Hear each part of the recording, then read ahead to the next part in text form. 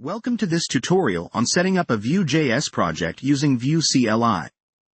We are starting with the installation of Vue CLI, which is a command line interface that simplifies the process of creating a new Vue project. Open your terminal and type npm install g at Vue CLI to install Vue CLI globally. This allows you to use Vue CLI commands in any terminal session. Once Vue CLI is installed, it's time to create your new Vue.js project. Type Vue create my Vue project in your terminal, replacing my Vue project with the name you choose for your project. Vue CLI will prompt you to pick a preset. You can go with the default preset or customize your setup with features like Babel, TypeScript, ESLint, and more. After your project is created, navigate into your new project directory by typing cd my Vue project. This moves you into the root directory of your newly created Vue application, where we'll add additional plugins.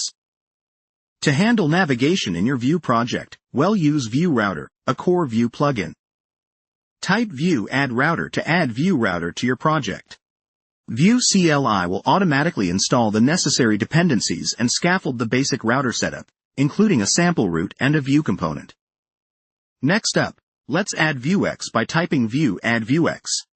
Vuex is Vue's own state management pattern and library which helps you manage state across your entire application with a centralized store. Vue CLI will set up a Vuex store in the src store directory. With Vue Router and Vuex added, you can now start your application in development mode to see it in action. Type npm run serve to spin up a local development server.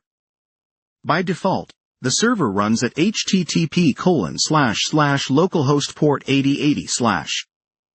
Open this URL in your web browser to see your Vue project live.